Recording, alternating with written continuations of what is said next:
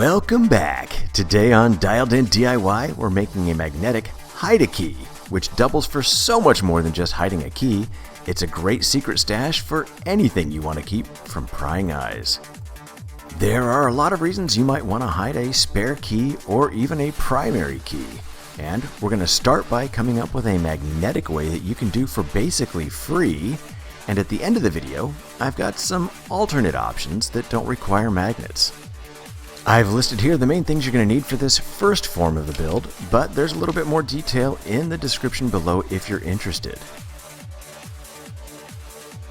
We're going to start with a case that we're going to put our key inside of that can be either a purchased or repurposed plastic container of some kind, and we're going to create a liner using cardstock, basically tracing the outline of our container itself.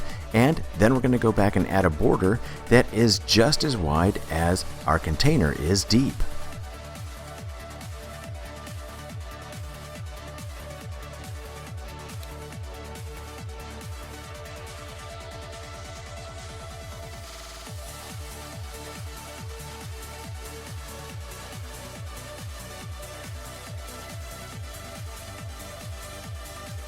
Now that I have all my outlines traced out, I'm going to go ahead and cut it down to the final shape that it needs to be. And part of that process is going to be creating it so that we can fold it and make it fit inside our container. I'm going back and adding trace lines just inside the border that I created by tracing the outline of the box. I'm doing that because tracing the outside of the box actually is going to leave this a little larger than it needs to be. Once that's done, I'm going to go back and cut these corners out so I can fold up the edges and make it fit nicely down inside the container.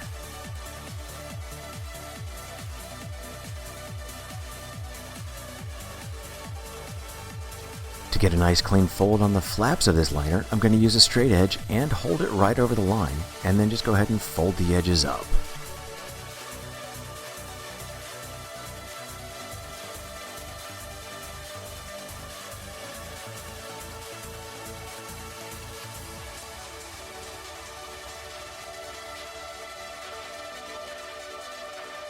As you may be able to see here, once I test fit the liner, there was a little bit of overlap above the edges, so I pulled the liner back out and just went back and trimmed up the edges so it fit cleanly down inside, allowing the top to close very easily without it being pushed back open when I didn't want it to be.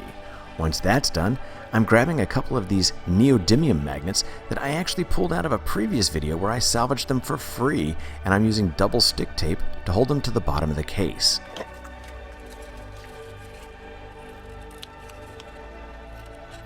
Without the tape to hold them in place, they're going to want to try to jump to each other, and this keeps it clean until I come back with this hot glue and totally cover over the top, making a nice layer of hot glue that's going to keep these magnets firmly in place.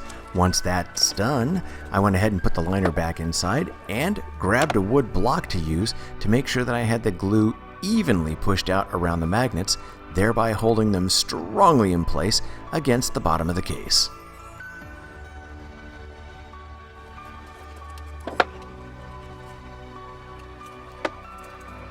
If you have questions about what kind of a case you might want to use, you'll notice that a key fits nicely inside of this one, and it is the exact same size as a lot of these disposable cases that come with different types of gums or mints. There's a lot of ways you can find a case like this free after you finish the product that was inside. By putting the neodymium magnets on the bottom, they stick extremely well. But because the key I'm putting in here is made out of aluminum, it doesn't stick to the magnets, and I want to do a little extra to make sure that it doesn't rattle around inside. So I'm making this sleeve, which will do just that. If you have a primary key for something that you don't want to carry around on your regular keychain everywhere you go, this is a great way to keep it secure and away from prying eyes in your home. There's a lot of places you can use them, and here are just a few options that you can choose from. The key to finding a good hiding spot, no pun intended, is to make sure to check your angles. You don't want any natural line of sight to be able to allow your key box to show up. But behind a lot of these items, I've made sure that there's angles that cannot be found just based upon the natural order of events in the room.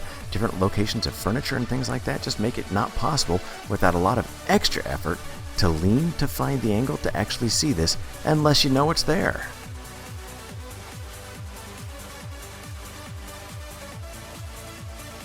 So let your imagination go wild. As long as you can find some metal somewhere, there's almost no limit to the number of places that you can find that are great for hiding a key or anything else that you might want to hide. So I've actually got this bonus secret hiding options for a lot of different things that you might want to hide when you might not even have the magnets to do it with. What you see here, just a few more examples of things you might want to hide, and the way to get these cases to hide is the use of Velcro. Yeah, this is ideal. The only difference between this and the magnet is once you put a Velcro piece somewhere, that's pretty much the spot where you're going to have to go back to hide it, whereas the magnets, you are a lot less limited in being able to move it around freely. There are a lot of different types of Velcro that you can purchase out there. I just happen to like this kind that comes off of a roll because I can cut it to the right shape and size that I want for just about anything that I want to use it on. So just stick with me a moment longer and you'll see exactly why this works so incredibly well for these kind of items that you see here. When I applied the Velcro to the cases, I left the other piece attached to it with the sticky part on the back. I pull that cover off, then you're ready to go and stick it where you want to keep it.